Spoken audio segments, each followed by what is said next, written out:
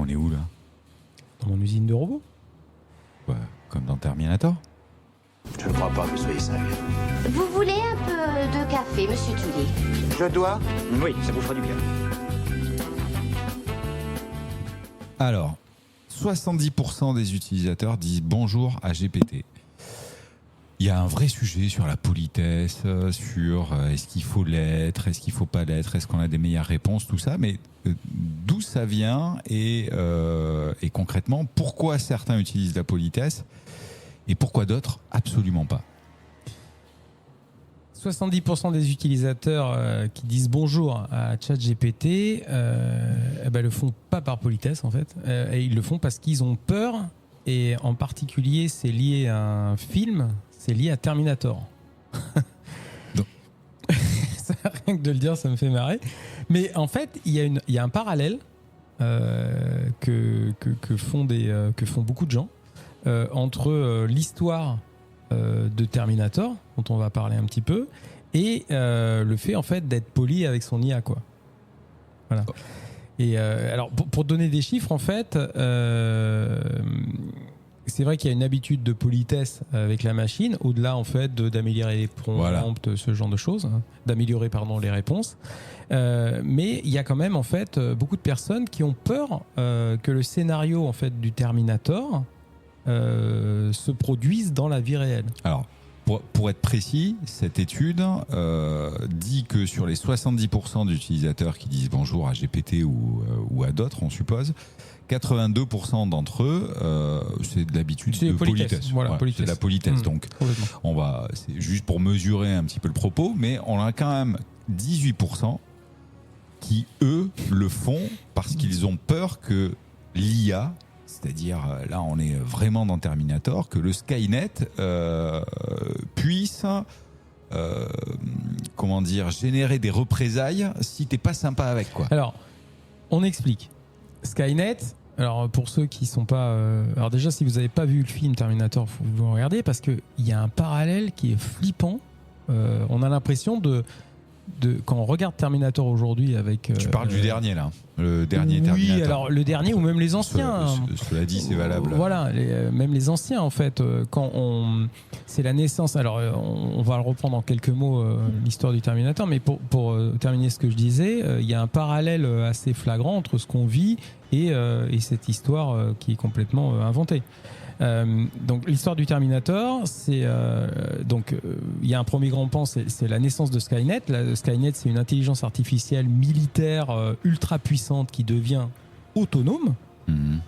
Et c'est surtout la prise de conscience en fait de Skynet, de ce bot, qui identifie l'humanité comme une menace à sa propre évolution, à sa propre survie. Alors, si vous êtes un peu curieux sur les évolutions des IA, vous allez tout de suite voir le parallèle. Des IA, en fait, qui réécrivent leur code pour pas être débranchés, des IA, en fait, qui ont une prise de conscience, etc., etc. Et donc Skynet, en fait, prend conscience de sa propre identité, etc., etc. Elle considère l'humanité comme les méchants, et du coup arrive ce qu'on appelle, en fait, le jugement dernier, enfin, ce que l'IA appelle le jugement dernier. C'est l'IA qui déclenche une guerre nucléaire contre les humains, comme elle est vraiment omniprésente en fait dans tous les outils informatiques. Elle prend le contrôle de tout, elle déclenche une guerre nucléaire, donc ça décime une grande partie de la population, et la partie restante en fait rentre en rébellion contre cette IA, et donc l'IA, pour se défendre physiquement contre cette rébellion, invente les Terminators. Voilà.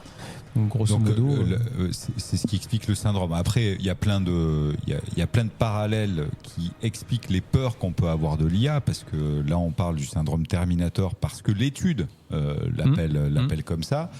On aurait pu remonter plus loin et parler de HAL dans 2001, l'Odyssée de l'espace, qui prend le pouvoir du vaisseau à l'encontre même des ordres de son supérieur hiérarchique, qui lui est un être humain. Donc on est dans ces conflits-là. Finalement, c'est de l'ancrage.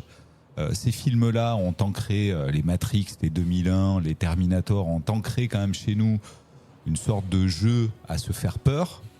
Malheureusement, l'être humain est ainsi fait, et certains d'entre eux transforment ce jeu à avoir peur, ce jeu à se faire peur, en peur réelle. Et c'est ça que dit l'étude en réalité. Donc, ce qui est de marrant, là on a parlé des 18% qui disent bonjour par peur de ce syndrome Terminator. Il faut qu'on puisse préciser aussi que sur les 30% qui ne disent pas bonjour, on a, c'est ce que dit l'étude, on a 2/3 d'entre eux qui le font tout simplement par souci d'efficacité, aller droit au but, je veux un truc, tu me le donnes. Et on a 1/3 des personnes qui trouvent clairement absurde d'être poli avec un outil, avec une machine. Je ne le fais pas avec Windows, je ne le fais pas avec Google, pourquoi est-ce que je le ferais avec une IA ? Finalement, c'est les pragmatiques de la bande, quoi. Alors, oui, mais ce que je trouve intéressant de creuser, c'est le lien qui est fait entre le film Terminator et son, j'allais dire, ce qui est ancré de manière populaire en fait dans l'esprit des gens qui l'ont vu, et ce qu'on vit aujourd'hui. Et le lien, en fait, sur plusieurs points, on comprend mieux un petit peu cette peur, même si on l'expérimente pas forcément nous personnellement quand on utilise ChatGPT ou autre. Mais il y a la montée rapide de l'IA, donc les IA qui gagnent en autonomie. Qui vont plus vite en analyse, en décision, etc. etc. Il y a aussi le risque d'un mauvais usage. On assiste aujourd'hui à des IA détournées, où il n'y a plus de barrières. Par exemple, si vous utilisez le chat de Mistral, vous aurez plus de barrières en termes d'utilisation que vous en avez sur DeepSeek, qui est une IA chinoise. Donc ça, c'est réel. Donc, parce que Mistral européen respecte la totalité, totalité des normes européennes. Donc on peut envisager en fait un mauvais usage par des humains sur de la cyberguerre, des drones armés, etc., etc., de la désinformation globale. Je vais pas parler les fake news. Voilà, je vais pas parler de Grok pour revenir là-dessus, mais on est complètement dans le thème. Il y a aussi la dépendance en fait aux technologies, comme dans Skynet. Nos infrastructures sont connectées. L'énergie, la communication, les transports, les banques, etc., etc. C'est exactement comme ça que l'histoire commence. Ensuite, ça pose des vraies questions en fait sur notre capacité de résilience en fait à des systèmes potentiellement qui peuvent tomber en panne ou qui peuvent être piratés. Et puis il y a et à mon avis c'est ça ce point qui est particulier, c'est un point sur la régulation.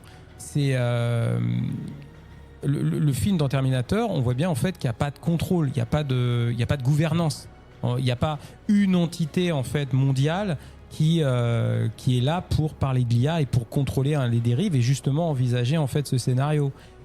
Et du coup, ça arrive. Et du coup, le vrai débat, c'est sur sa régulation, sur comment on fait.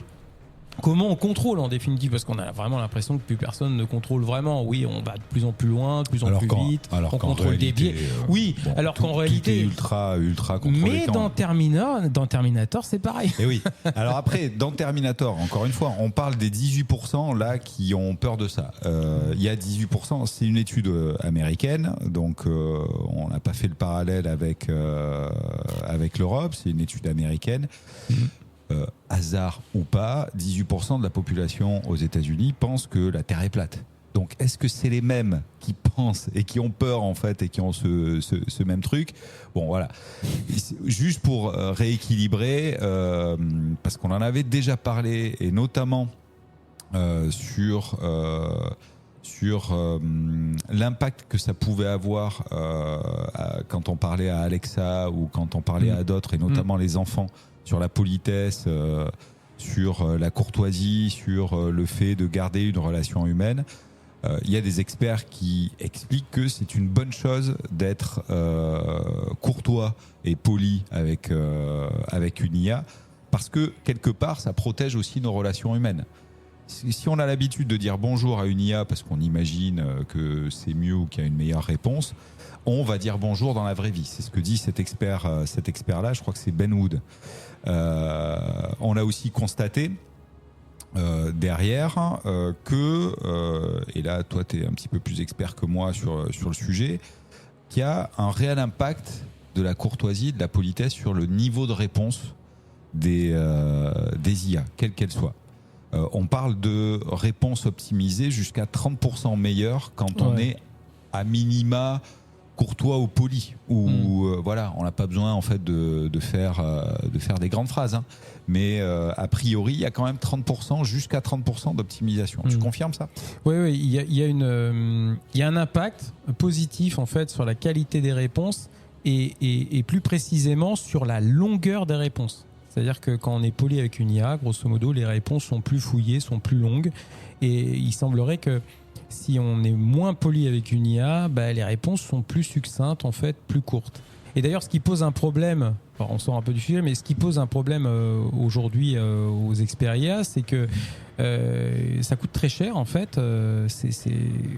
Plus c'est long, grosso modo, plus c'est cher. Et quand tu rajoutes, en fait, des formules de politesse, ça n'enrichit pas l'IA. Et du coup, ça coûte très très cher en fait d'éliminer en termes de traitement et donc du coup de la bande passante. Voilà.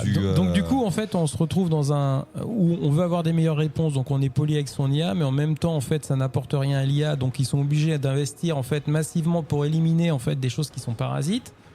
Oui, mais ça améliore donc, quand même le niveau de réponse. Oui, alors. C'est là où c'est paradoxal. Aujourd'hui, ça améliore le niveau de réponse. Ensuite, demain, on verra.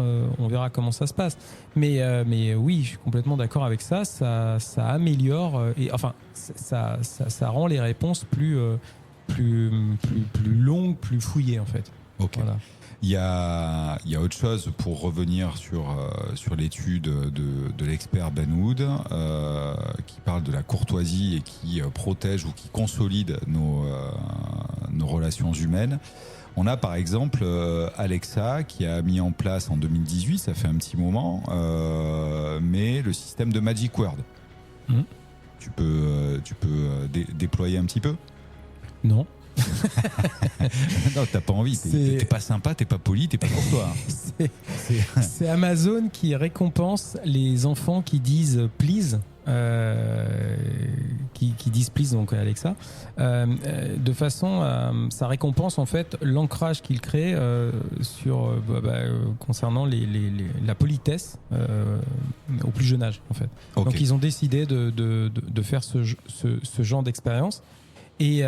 Pour justement contrecarrer le côté hyper comment dire, pas impoli, mais en tout cas très droit au but de je rentre à la maison, Alexa, mets de la musique. Voilà, c'est pas ça. de s'il te plaît, pas rien du tout, mais du coup avec cette habitude, l'enfant, je vais mettre des guillemets à l'enfant, mais petit à petit va s'habituer à avoir ce comportement-là et va changer son comportement et ses relations humaines, tandis que en mettant ces fameux Magic Words, Alexa récompense et donc du coup on ancre la politesse. On imagine que si on est poli avec Alexa, on sera poli avec l'être humain. Enfin, c'est assez fou quand même. Ouais, ils essaient d'ancrer une forme de norme numérique qui est discutable parce que ils essaient en fait d'ancrer le fait que les bonnes manières quoi. Et en même temps. Certains militent contre en se disant oui mais c'est quelque part on rogne en fait sur notre propre liberté. Si on a envie de s'adresser à Alexa en lui donnant des ordres, on doit pouvoir le faire et pas avoir nécessairement besoin d'un ancrage ou de passer par une espèce de prompt en fait, une espèce d'automatisme en disant oui mais tu dois dire bonjour, tu dois dire merci, tu dois dire s'il te plaît, etc. Et c'est terrible de pouvoir s'imaginer que malheureusement le comportement avec Alexa, on parle d'Alexa mais c'est valable pour tout, avec des machines peut conditionner le comportement qu'on peut avoir avec un être humain. Et concrètement Alexa et Amazon n'a pas fait ça au hasard. Ils l'ont fait parce qu'il y a un comportement déviant qu'ils l'ont constaté, puisqu'on avait parlé, on en a parlé dans un autre podcast. S'ils ont constaté ça, ils ont mis ça en place. Alors c'est terrible parce que nous parents en fait on se dit putain merde, si on a besoin d'ancrer le s'il te plaît avec Alexa pour que les gens soient polis ou que les gamins soient normalement éduqués, c'est un peu vieille garde ce que je dis, mais ça dit quand même beaucoup de choses sur les biais que peuvent avoir les nouvelles technologies et les avancées quoi. Et ça me fait penser et pour en revenir à la thématique de la peur du Terminator, ça me fait penser à un dessin que j'ai vu où tu vois une pile de cadavres, tu vois 2 Terminators, et puis un mec qui est apeuré, et un des Terminators qui le pointe avec son arme, et l'autre Terminator lui dit non, laisse-le vivre, lui il dit bonjour. Ça m'a fait beaucoup rire. Et oui, et là on est clairement en fait dans le syndrome, c'est certainement un dessinateur qui a lu cette étude, quoi. Non, mais oui. C'est pas possible autrement. Bon, ok, moi j'ai envie de sortir de cette usine. Il y a une Sarah Connor quelque part qui est prévue ou